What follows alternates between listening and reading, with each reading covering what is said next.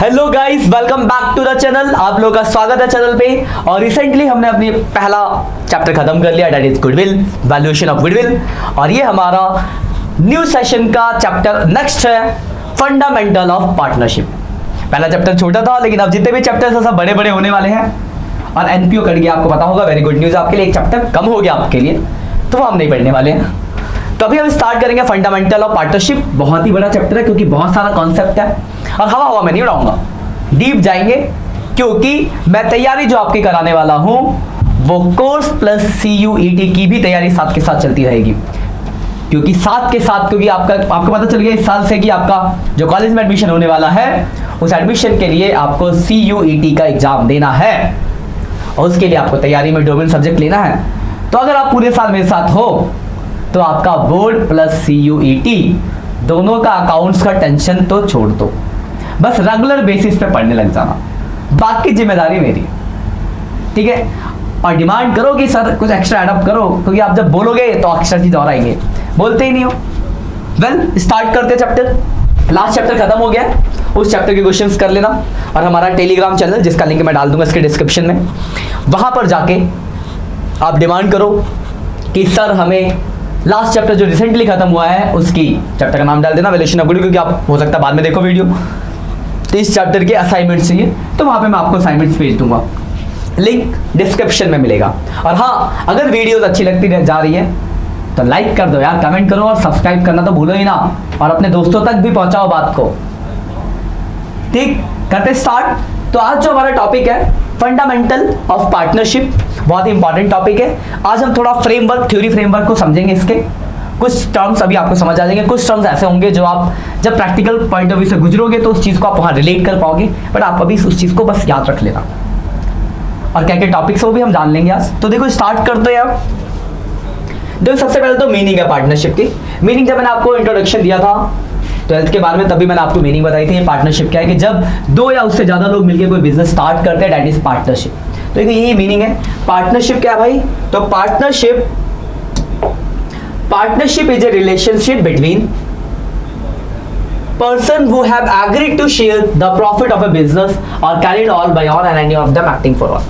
तो पार्टनरशिप क्या? Relationship between a 2 or more person। Minimum कितने लोग भाई? तो मिनिमम 2 लोग, और मैक्सिमम कितने हैं? तो 50।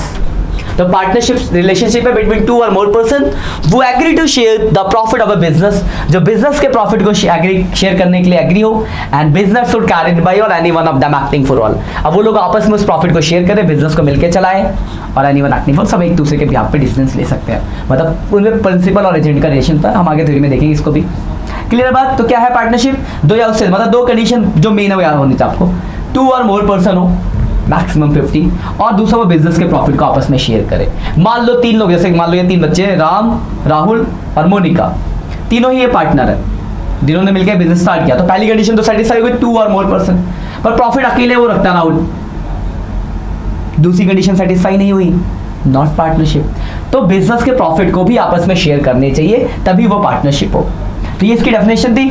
अब जैसे मान लो ये फर्म है, ठीक है, इस फर्म जो है उसको 2 लोग चलाते हैं, X और Y। तो ये दोनों इंडिविजुअली क्या है? इंडिविजुअली ये दोनों पार्टनर है। और कलेक्टिव अगर बोले तो कलेक्टिव क्या है? तो कलेक्टिव पार्टनरशिप फर्म है। इनका आपस का रिलेशन क्या है? तो इनका आपस का रिलेशन पार्टनरशिप है। क्लियर बात यहाँ तक? डेफिनेशन क्लियर है? आगे बढ़ते हैं। स्क्रीनशॉट लेना चाहो तो ले लो। आगे देखते हैं अगला थ्योरी फ्रेमवर्क। आगे क्या हम देखने वाले हैं? तो आगे हम देखने वाले हैं भैया, देखो क्या आ गया, इसेंशियल फीचर्स। फीचर बहुत सारे हैं, तो यहाँ तो मैंने 2 ही, आगे अगले पेज पे डिस्कस करेंगे हम। फीचर्स, इसेंशियल फीचर या कैरेक्टरिस्टिक्स ऑफ पार्टनरशिप, मतलब विशेष फीचर्स या कैरेक्टरिस्टिक्स पूछेगी पार्टनरशिप की। तो देखो सबसे पहला है 2 और मोर पर्सन। देखो लिखा भाई 2 और मोर पर्सन, मतलब एक पार्टनरशिप पे कम से कम 2 और मैक्सिमम के लिए बता देता हूं 50, तो 2 और मोर पर्सन होने चाहिए। देखो वही बात लिखी गई है, वीडियो अगर पढ़ो लिखा there must be at least 2 person, मतलब एटलीस्ट कितने लोग हो? 2 person to form a partnership, and all such person must be competent to contract according to Indian Contract Act 1872।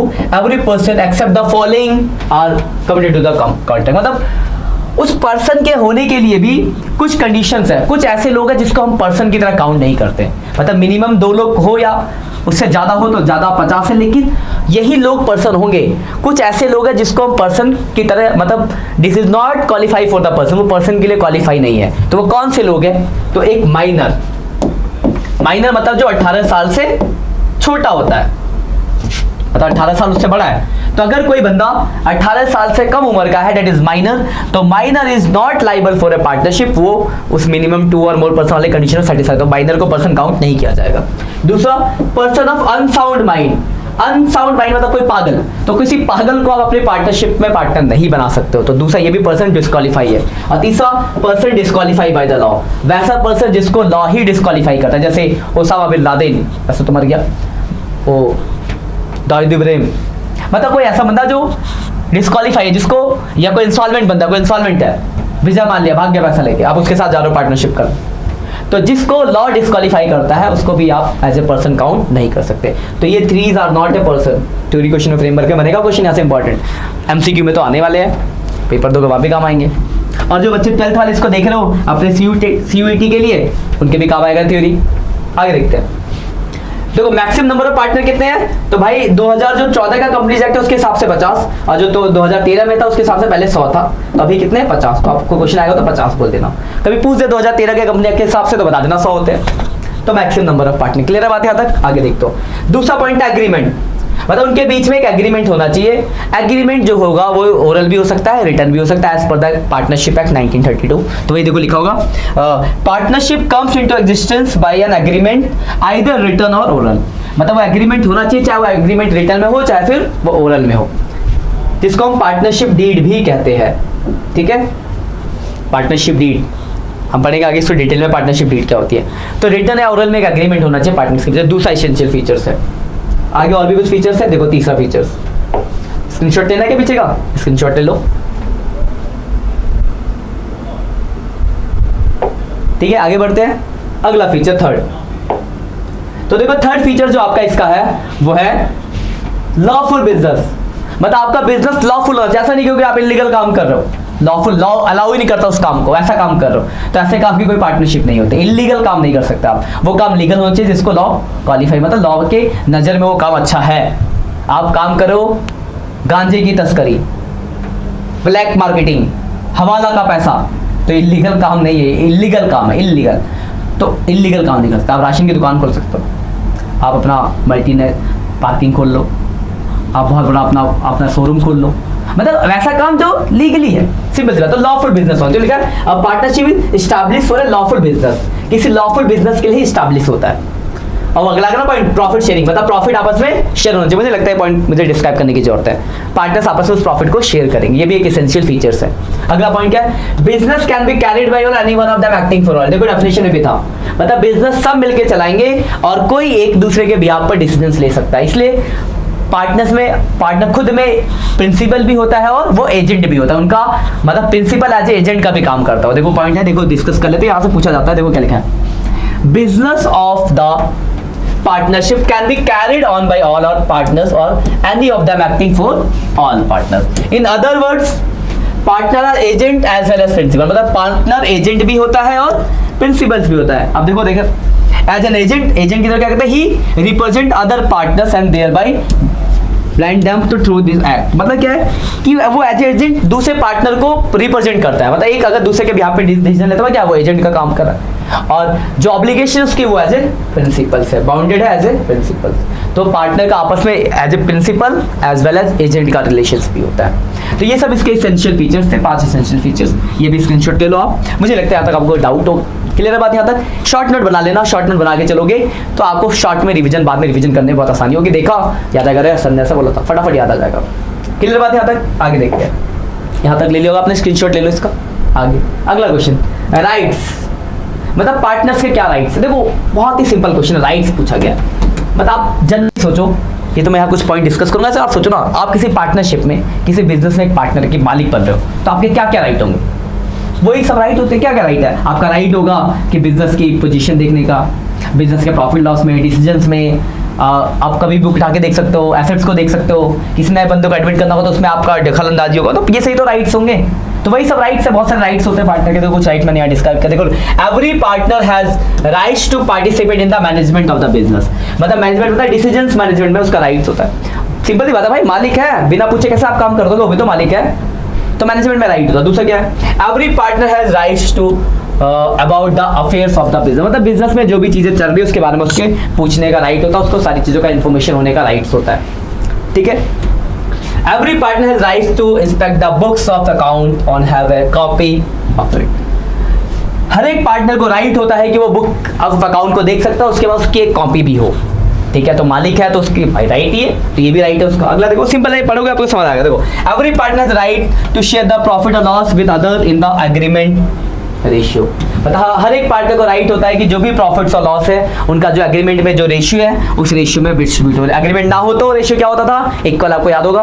तो अगर पार्टनर्स के बीच में एग्रीमेंट नहीं बना तो प्रॉफिट इक्वल बांट, नहीं तो एग्रीमेंट के हिसाब। तो ये भी राइट है उन्हीं का। अगला क्या है, if a partner has advance loan he has a right to receive interest कितना 6%। मतलब अगर किसी पार्टनर ने फर्म को लोन दे रखा है तो उसका राइट, अगर एग्रीमेंट में है तो as per the agreement, agreement नहीं है तो 6% पर एनम इंटरेस्ट पाने का राइट्स होता है। तो देखो ये कुछ राइट अच्छा, ये स्क्रीनशॉट ले लो, आगे और कुछ भी राइट देखो हम डिस्कस करेंगे।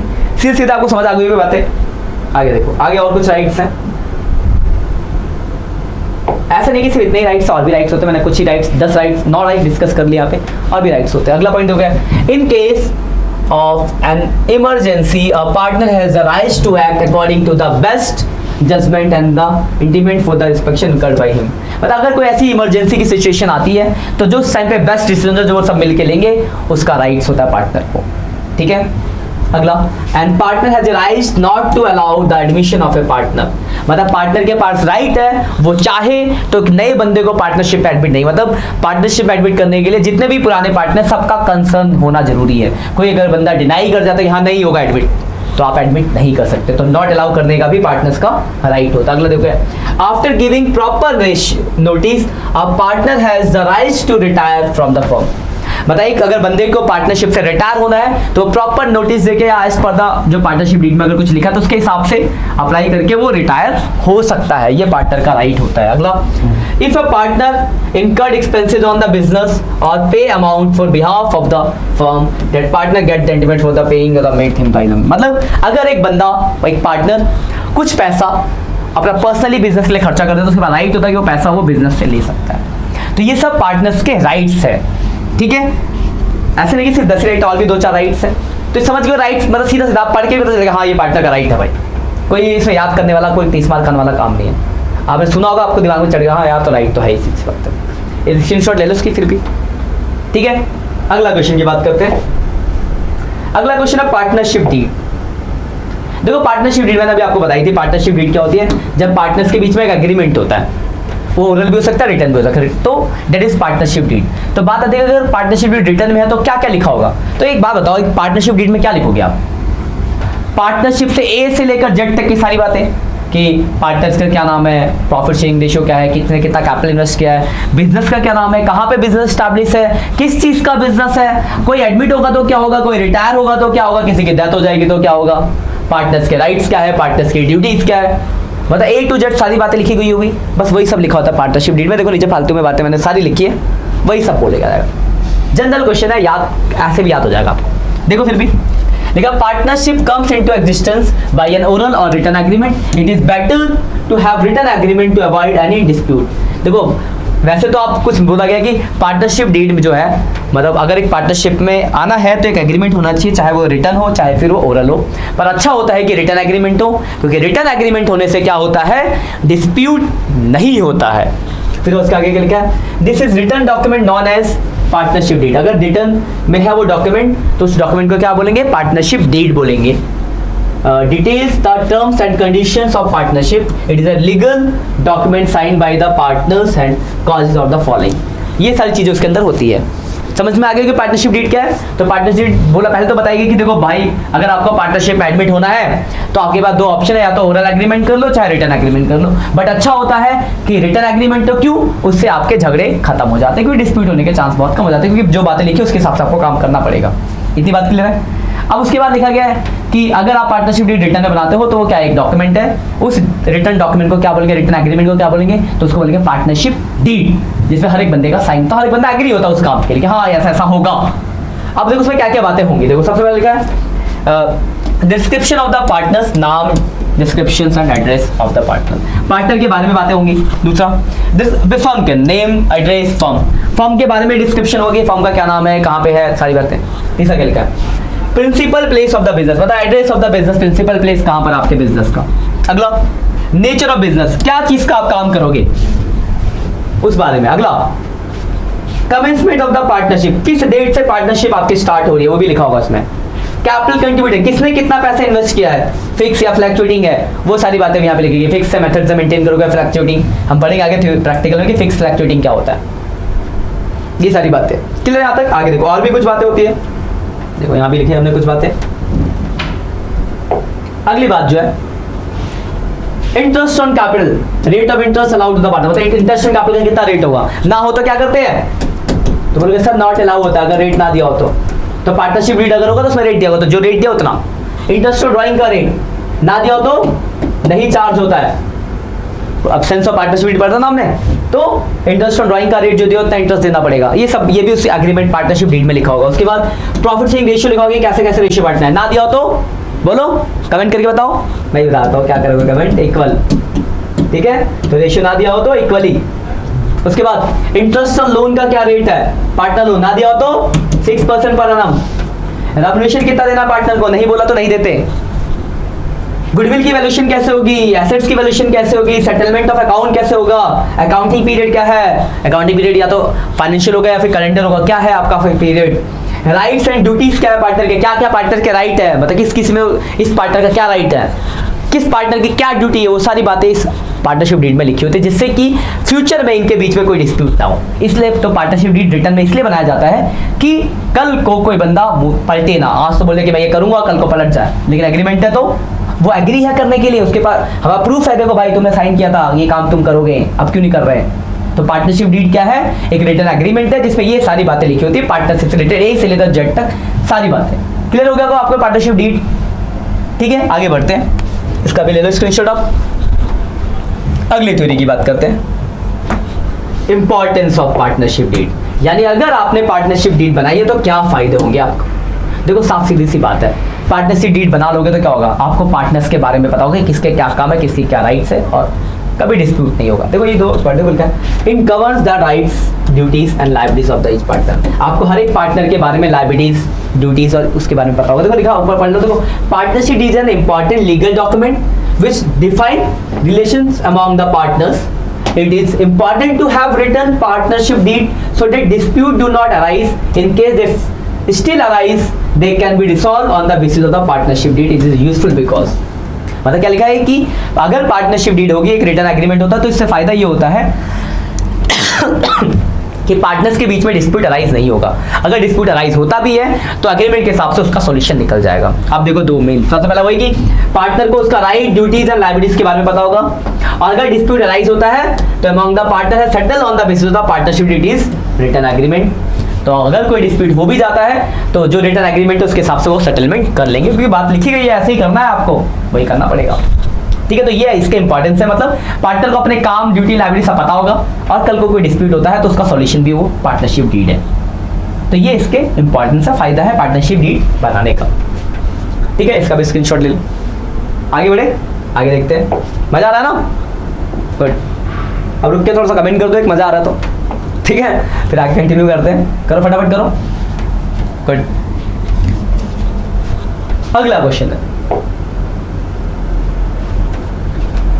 सब important provisions for the Indian partnership act 1932। देखो कुछ बातें आपको पता होनी चाहिए, यहाँ से छोटे मतलब टर्म्स पूछ दिए तो पता हो आपको। पहला देखो क्या है, if all the partners agree, अगर सब पार्टनर एग्री है तो minor may be admitted for the benefits of partnership. ये सेक्शन 30 में लिखा है। क्या लिखा है पार्टनरशिप एक्ट के सेक्शन 30 में, कि अगर हर एक पार्टनर, मतलब जितने भी पार्टनर पार्टनरशिप में है, अगर वो सब एग्री है तो एक माइनर को हम पार्टनर बना सकते हैं ओनली फॉर बेनिफिट्स, मतलब लॉस में उसका कोई हिस्सा नहीं होगा, सिर्फ फायदे में ही उसका हिस्सा होगा। तो अगर सब पार्टनर चाहे, अगर एग्री है, तो एक माइनर जो कि 18 साल से कम उम्र का है उसको भी हम पार्टनर बना सकते हैं, बट ओनली फॉर बेनिफिट्स। किस में लिखा है? सेक्शन 30 में। क्लियर है पहला पॉइंट। दूसरा, ये छोटे छोटे पॉइंट से क्वेश्चन पूछते हैं। अगला, a person may be admitted as a partner either with the consent of all partner existing partner or in accordance with the agreement among the partner. Section 31। Section 31 में क्या लिखा है कि एक नए बंदे को अगर आपको एडमिट करना है तो जितने भी पुराने पार्टनर हैं उन या तो वो सब एग्री हो, वो सब एग्री है, या फिर अगर आपने पार्टनरशिप डीड बनाई है तो पार्टनरशिप डीड में जो कंडीशन है वो कंडीशन अगर आप सेटिस्फाई करते हो तो आप एक नए बंदे को पार्टनरशिप में एडमिट कर सकते हो। मतलब हर एक पार्टनर का कंसर्न होना जरूरी है। अगला सेक्शन कौन सा? 31 इसका। A partner may retire from the firm either with the consent of all the other partners or the accordance with the agreement among the partner. Section 32 क्या लिखा है कि अगर किसी बंदे को रिटायर होना है, या तो हर एक बंदा मतलब अगर डीड नहीं है तो हर एक बंदा एग्री हो उसके लिए, क्या चाहो रिटायर हो जाओ, मतलब उसको पहले अपना नोटिस देना पड़ेगा कि मैं रिटायर होना चाहता हूँ। या फिर डीड है तो डीड में जो लिखा है रिटायरमेंट के लिए क्या क्या कॉम्प्लेंस बता देंगे, रिटायर होगा तो ऐसा होगा, तो वो सारी चीज अगर फुलफिल करता है तो वो रिटायर हो सकता है। सेक्शन 32। अगला, registration of the firm under the partnership act 19 is optional and not compulsory. Section 69 मतलब क्या है कि अगर आप पार्टनरशिप में स्टार्ट करो तो आपका रजिस्ट्रेशन कराना कंपलसरी नहीं, आपका ऑप्शनल, आपकी मर्जी, आप रजिस्ट्रेशन कराओ या मत कराओ पार्टनरशिप एक्ट के हिसाब से। अगला, unless otherwise agreed by the partners in the partnership deed, a firm is dissolved on the death of a partner। Section 35 में लिखा है इसके बारे में कि मगर अगर पार्टनरशिप डीड में लिखा है तो ठीक है, वरना अगर कोई डेथ होता है तो फर्म क्या हो जाएगा? आपका डिसॉल्व हो जाएगा, मतलब क्लोज कर देना फर्म। ठीक है, ये सारी कुछ थ्योरीज थी। आगे देखते हैं इसके बाद, इसका भी स्क्रीनशॉट लेना, कुछ इंपॉर्टेंट टर्म्स थे। अब अगला है, ये वाला पॉइंट भी समझ लो, ये थोड़ा पॉइंट आप बाद में अच्छे से समझ पाओगे, फिर भी थोड़ा सा समझ लो क्या है। Charge against profit and appropriation of profit में क्या डिफरेंस है? चार्ज अगेंस्ट प्रॉफिट का मतलब है कि वो चीजें जो आपको चाहे प्रॉफिट हो चाहे लॉस हो आपको देना ही देना है। जैसे अगर मेरा ये स्टूडियो तो इसका रेंट है, देना पड़ेगा। इसका यहाँ पे मैंने स्टाफ रखा, उसकी सैलरी देनी पड़ेगी। तो ये सब क्या है? चार्ज अगेंस्ट प्रॉफिट है। लेकिन मान लो यहाँ पे हमें दो पार्टनर है तो उनकी सैलरी देनी है, तो पार्टनर्स में सैलरी या कमीशन जो देना है तो पार्टनर्स को अलाउ करना है, तो वो तो तब होगा जब मुझे हमें प्रॉफिट होगा फर्म को, तभी तो पार्टनर आपस में अलाउ करेंगे interest capital, partner salary, partner commission.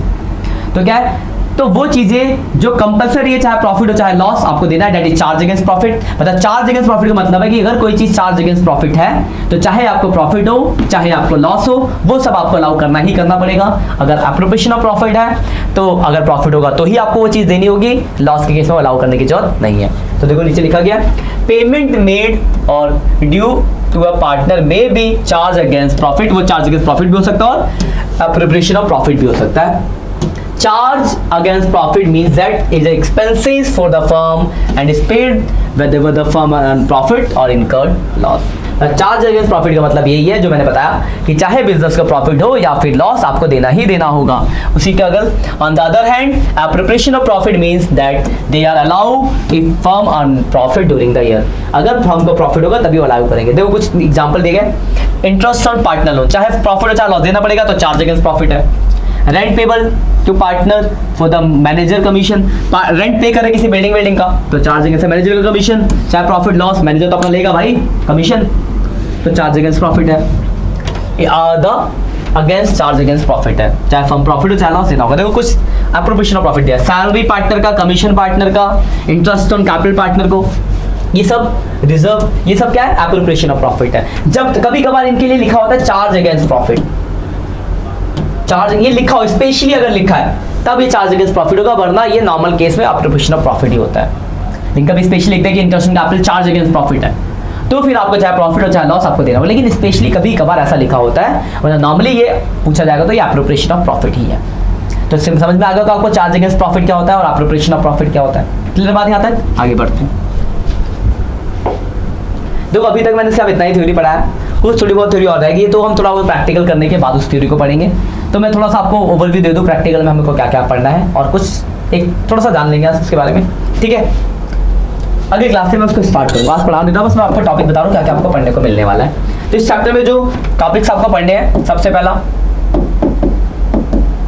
Interest on capital calculate करना, ये हम पढ़ेंगे, इंटरेस्ट ऑन कैपिटल कैसे निकलता है। दूसरा हम पढ़ेंगे यहाँ पे इंटरेस्ट ऑन ड्राइंग कैलकुलेट करना कि इंटरेस्ट ऑन ड्राइंग कैसे कैलकुलेट होगा। तीसरा हम पढ़ेंगे पार्टनर को, पार्टनर्स सैलरी निकालना, कमीशन निकालना या इंटरेस्ट ऑन पार्टनर लोन। ये सब छोटे छोटे टॉपिक है। इंटरेस्ट ऑन लोन कौन से लोन पे? पार्टनर लोन पे। ये सब छोटे छोटे टॉपिक्स हैं। इसके बाद इंपॉर्टेंट टॉपिक, चौथा टॉपिक हम पढ़ेंगे डिवीजन ऑफ प्रॉफिट। इनको डल अगली क्लास में इसके आगे हम कंटिन्यू करेंगे टॉपिक से स्टार्ट करके। डिवीजन ऑफ प्रॉफिट पढ़ेंगे, पांचों पढ़ेंगे, पास्ट एडजस्टमेंट्स पढ़ेंगे हम यहाँ पे, और 6 पढ़ेंगे